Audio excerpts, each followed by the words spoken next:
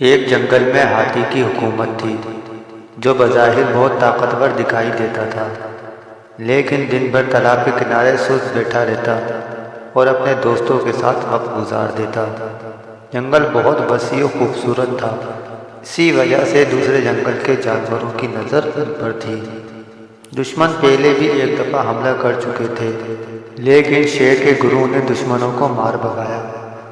ہاتھیوں کی لاپرواہی دیکھتے ہوئے دشمن ایک بار پھر حملے کی تیاریوں میں مصروف تھے۔ ہاتھی اس بات سے بالکل بے خبر تھے، لیکن شیروں کو اس بات کی خبر جلد ہی ہو گئی اور شیروں نے خفیہ طور پر مقابلے کی تیاریاں شروع کر دیں اور رات کو جا کر پہرا دینے لگے۔ شیر نے ایک دن ہاتھی اور تمام جانوروں کو اکٹھا کیا اور خطرے سے آگاہ کیا۔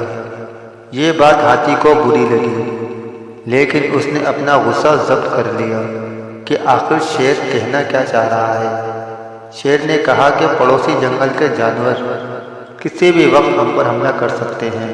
یہ سن کر ہاتھی زور سے ٹھیکا لگانے لگے۔ ان کی دیکھا دیکھی گینڈے بھی ہنسنے لگے کہ بھلا ہم اتنے بڑے اور طاقتور ہیں اور وہ معمولی جانور بھلا کیسے ہمیں نقصان پہنچا سکتے ہیں۔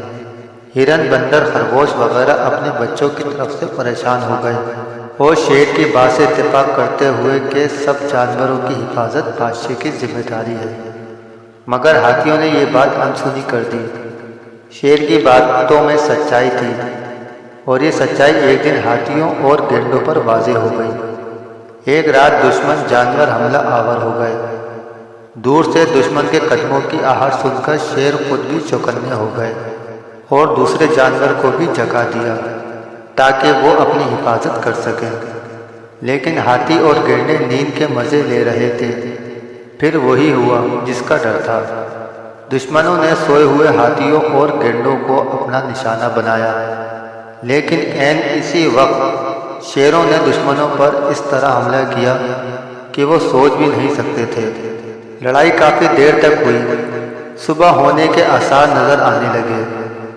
صبح کی روشنی میں دشمن جانوروں کی لاشیں بکھری پڑی تھی۔ ہاتھیوں اور گینڈوں کی خاص تعداد ہلاک ہو گئی۔ اب ہر طرف امن کی فضا تھی۔ سب جانوروں کے مشورے سے ایک عقل مند اور ذہین شیر کو بادشاہ کے عہدے پر فائز کیا گیا اور جبھی سے شیر جنگل کا بادشاہ بن گیا۔